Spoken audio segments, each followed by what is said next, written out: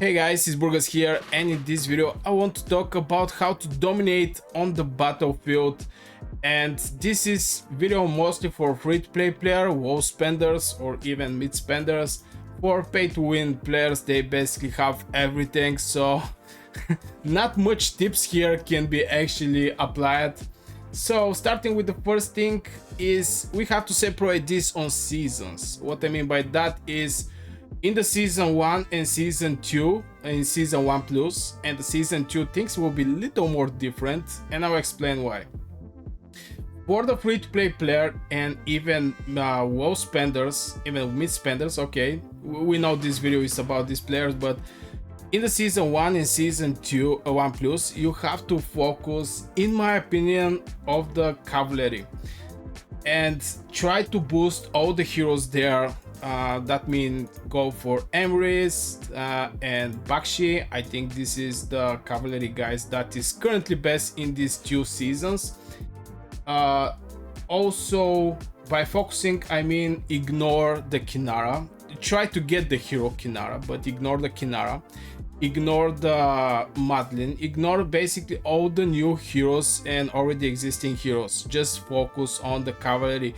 Get the full potential of these 2 heroes, Bakshi and Emrys.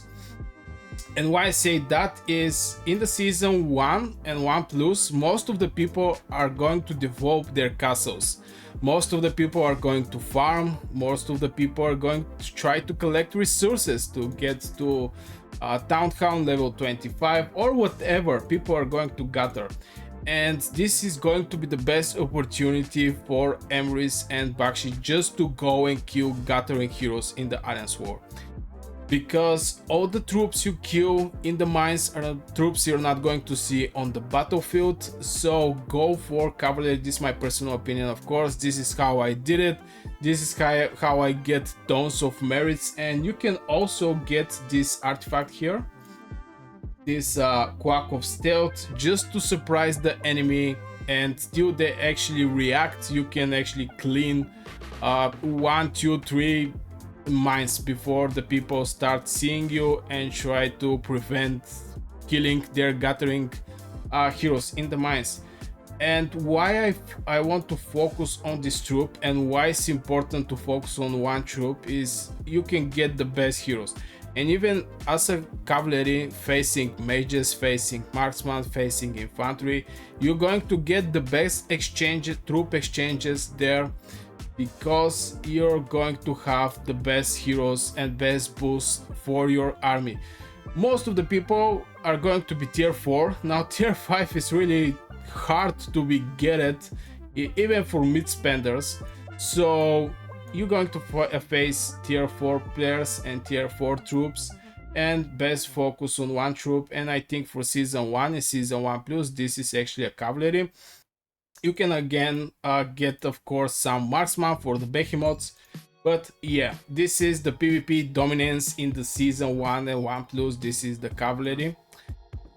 So in the season 2, the troop you have to focus is the mages. Because in the season 2, most of the people will already have the City Hall level 25. They're already going to have all the expensive buildings in this game that is actually require a lot of resources. And this is one of the reasons, by the way, that I think people don't actually need that much farms. It's just because if you're focused to get the resources to finish everything here, you're not going to need farms. And I don't have farm, and I still managed to get everything done. Even for free-to-play player, okay, maybe for free-to-play player, there will be a couple moments that you're going to need resources, but you can ask the guild. Somebody from the guild is going to help you. So even for free-to-play player, I don't think it's... Now, farm don't cost anything, it's true. The farm is going to provide you with resources, that is true. But if your main target is development of your own castle, definitely go for farm. Definitely you don't need farm, but for the Alliance War, if you want to go with resource healing, yeah, definitely if you have a farm, it will be way better. But anyway, let's continue with the dominance on the battlefield.